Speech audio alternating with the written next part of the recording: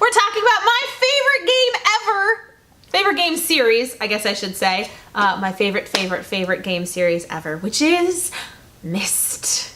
Dun dun dun. Sounds mysterious.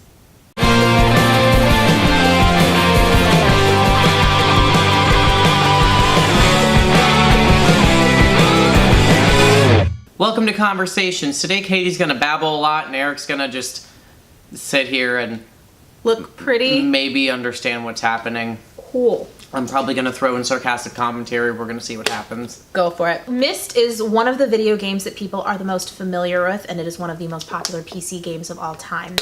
I had never heard of this thing until Katie was like, I love this thing. And I was like, okay. You live under a rock. It was released in 1993, and until The Sims came out, it was the highest selling video game of all time. For many people, when they purchased their first computer, it had a CD-ROM. Most computers came packaged with 1 or 2 CDs to show people what could be accomplished through the CD-ROM. Myst was one of the games that was the game that was generally packaged with computers, so for many people it was part of their first PC experience. Video games had obviously been existing on the PC for quite a while before that, starting with text-type adventure games with companies like Sierra. Myst was created by Cyan. Cyan had produced a couple of earlier games that were primarily aimed at children. Myst was their first serious and adult-oriented game. It is truly visual compared to those text-type adventure games where you had a couple of pixels on the screen and you needed to ask the game exactly what you were looking at, or you couldn't tell what that one pixel was. Myst involved painted backgrounds and fully realized shots. What it did was, instead of being free roaming, you had individual shots that had all been rendered frame by frame so that it was as detailed as it possibly could be without having to sacrifice any of the space on the CD-ROM. Previously, games were played on floppies, and you pop the floppies in and out, and floppies only store so much. So CD-ROMs were really a big step forward in just how much data they could contain. Now, Myst is a puzzle-based game. It does not have any combat-related elements. It means that you have to use your brain? You sure do have to use your brain. And Myst gives you 0 instructions or tutorial, which is why it's considered very frustrating, especially for first-time players. You are dropped on an island, and that's it. Like, that's literally all the information you get. There's an opening monologue, and you are on a dock. See, if I played this as a kid, I would have been like, no, solitaire, I'm done with this. Like, you're not going to tell me where I need to go and what I need to do at the beginning. Like, no. There's a note on the ground. It's from one character to another, and over the course of your explorations, you start uncovering more and more information about the family that lived there. The course of this series really sticks to one family, and you get to see their rise and fall. There are also 3 novels that continue to expand on the story of this family. I found the novels in a compilation book at a thrift store for like 50 cents and was like, this looks like a nice book. And then Katie found it and started screaming at me because she's like, how do you not know what this is? And I was like, it's a book. It had a pretty cover. Yes. It's not a book that you see very often. The book was published by Hyperion, which is why Disney will enter the story later on. I'm sorry. What? What did you just call it? Hyperion. Ooh, okay. You pronounce words weird. Okay. Anyway, so this came out in 1993, went on to be the highest grossing video game of all time, and inspired a spin-off called Myst, which John Goodman was in for whatever unknown reason. But it's a pretty self-contained game. There was a teaser when you get to the end of the game, the character says, maybe I'm gonna need your help later. And that's all the more setup you were given on whether or not there was going to be a follow-up game. The other interesting thing is that you do not play as a character, you play as yourself. Later in the series, the only time they mention you is as the stranger, and that's the only title that you're ever given. So it really is you in this environment and not a character that they also wrote a backstory for. You're just you in this game.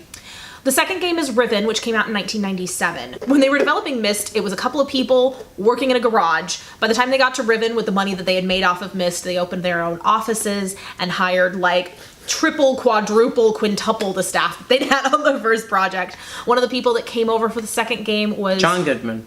Richard Vanderwall, who had worked on visual development for Disney's Aladdin prior to that. Yeah, so that gave it much more of a fantasy element. A lot of Myst was drawn from Jules Verne-inspired things, whereas Riven starts kind of expanding on this idea of these being other worlds. Myst introduces you to a fictional civilization which in the first game was called Dunny, Dunny.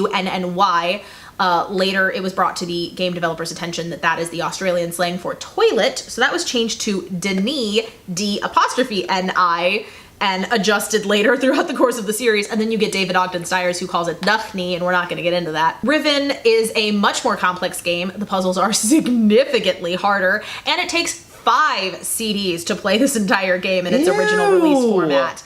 Yes, there were 5 islands, and each time you arrived at a new island, you had to switch out the disc. Ew. And it was super complicated, ridiculous.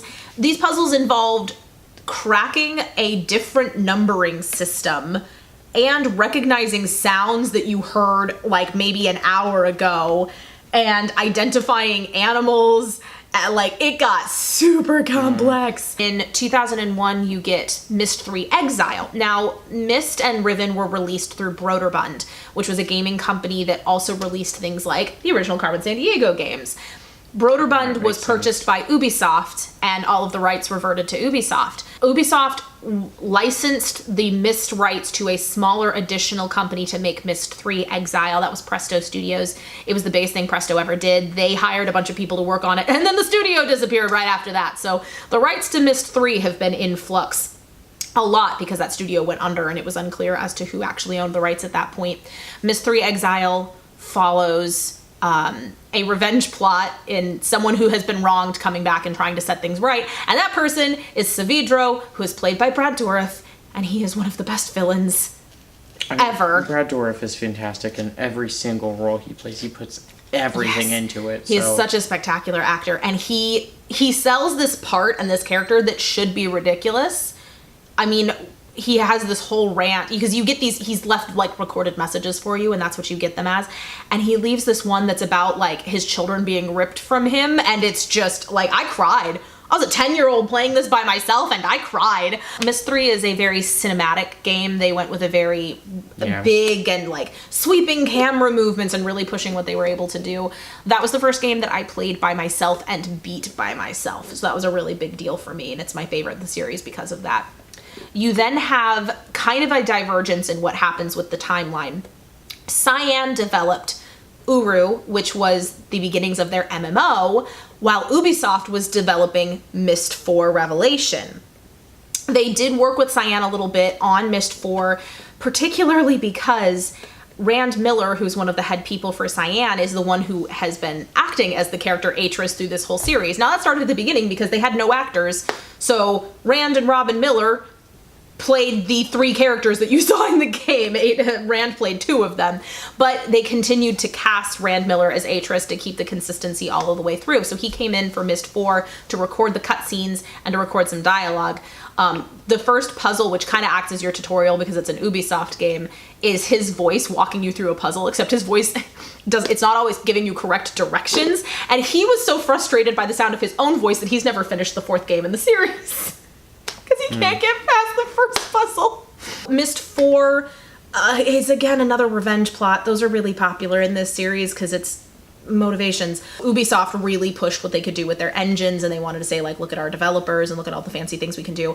It also is the one with timed puzzles, and I hate timed puzzles so much because they make me so anxious. Now, these were better timed puzzles than other things. There was a reason for the timing to be tight, as opposed to things where they time it just to make you nervous. This one, like, had an explanation within the plot as to why it was timed.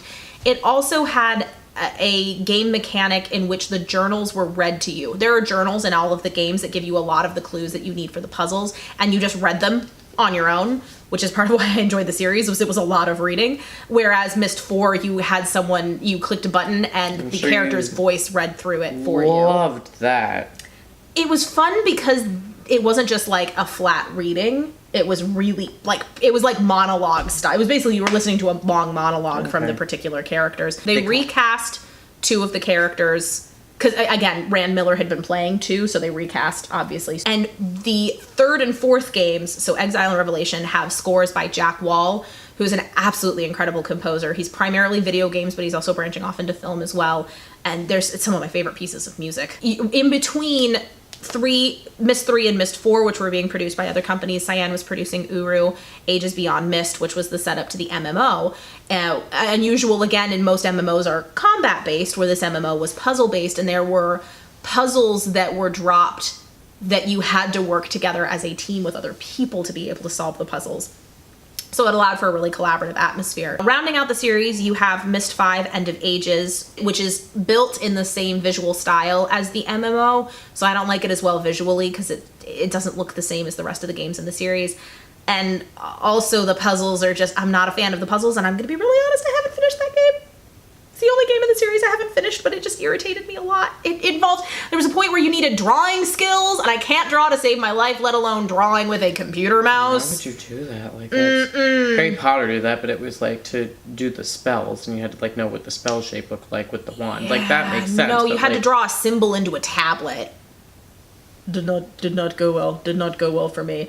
And then the MMO shut down for a while, and then the MMO was brought back in 2007, and then kind of brought back again in 2010. When they brought it back around in 2010 and 2011, they did a really interesting thing where they made the code for the game open source and said to the audience, write your own locations, create your own puzzles.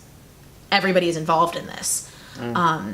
They made it really collaborative, because they knew that the really passionate fans were going to jump in and do that. Myst has really passionate fans. It's a very small fan base, but it's super passionate. There is a fictional language in the series that has been fleshed out almost entirely to a full language in the same way that like Klingon has been for Star Trek. The film rights have been bounced around several times. The last, at one point, Sci-Fi was gonna do a series, and the like premise of the opening shot was leaked, and everybody was like, nope, do not want. Like, it involved two characters making out and then monkeys watching them, and it was like, no, full stop, do not want. Currently the rights are held by Hulu. They said that they were developing a series, and then no one's heard anything for several years, so don't know where that went. As I mentioned earlier, the three books were published by Hyperion, which is owned by Disney. At one point in time, the island, Discovery Island, which is over by Fort Wilderness at Disney, was intended to be remade as Myst Island, so you would be able to wander the island in real time. I am forever heartbroken that didn't happen, because, like, I would have killed to get on that island.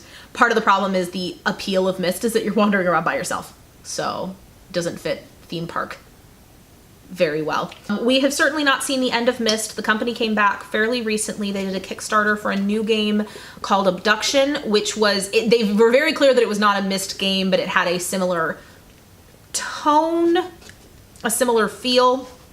Abduction did really, really well. They announced the next game. They are continuing to do things that are of a similar feel, and they have said that right now they're working on new things to refresh themselves from Myst, but that's not the end of Myst saga. Now, this year was the 25th anniversary of the series, and they re-released the entire series remastered, which was a big deal because, like I said, Myst 3, the rights had been like bounced around 20 times. They finally managed to get the rights back. They got the rights back to the entire series. Yeah. Which was a huge deal, and I did the Kickstarter for that.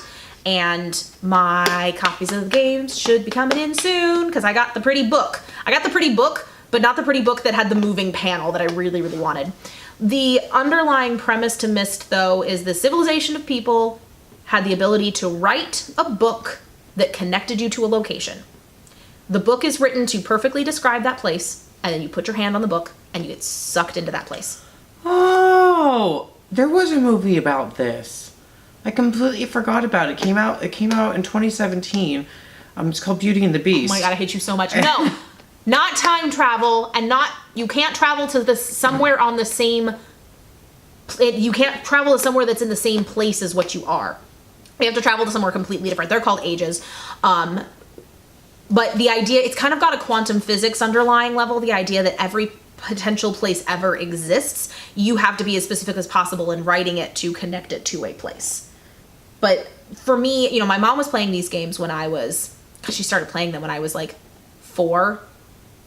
And the idea that you wrote something that connected you to another place, a puzzle game that involved a lot of reading, like I was hooked. There's no hope. And it is still one of those, when people talk about if there was one fictional place you could live every movie you've ever seen, every book you've ever read, if there was one fictional place, one fictional civilization that you could be a part of, which one would it be? I would hands down say Myst. Like, zero hesitations. I would say Myst. See, I like to know what's going on, so that would not be good for me to be dropped in the middle of nothing. Well, no, I mean the civilization Okay. in and of itself. And large parts of the story take place on, like, a lot of the setup stories take place on Earth. So you don't even have to leave everything behind. Okay. But, like, it'd be like you'd have your own island, you'd design it yourself, you'd write it out, and then you could write linking books to all of these different places on Earth that you want to go. So you'd say you'd link to your island, and then you'd be like, I want to go to Paris. Link to Paris. Okay. Like, there's no downside there. Yeah. That's what I want. Also, important, though, there are lots of people who are fans of Myst that are very famous, including but not limited to Neil Patrick Harris. That's super important to me. He mentions it in his autobiography. And Brad Dourif took the project because he was a fan of Myst. Yeah. Myst. Have you played it? What's your favorite game in the series? Do you think I sound like a crazy person? Probably. Yeah. It's because I am. Did you contribute to the Kickstarter? Did you know about the Kickstarter? I don't know. You tell me. I've started to kick things. So thank you so much for watching this. Katie rant. Yeah, basically. Yeah. Thank you for watching. Make sure you like this video. Share this video. Subscribe to our channel. Press the notifications button. Like our Facebook page. Follow us on Instagram. And support us on Patreon with exclusive content and access, and we'll give you credits, and we'll put your name on things. Yeah. And we'll read books to you. Yep. That's a thing we do. And if people are interested, maybe I will start another channel and I will play through the Myst games. It's a thing I've thought about. I could do that in my spare time. Yeah, good luck with that. Unless you can hire editors, you're never going to be able to do that. So, but in order to hire editors, we need your money, Money, please.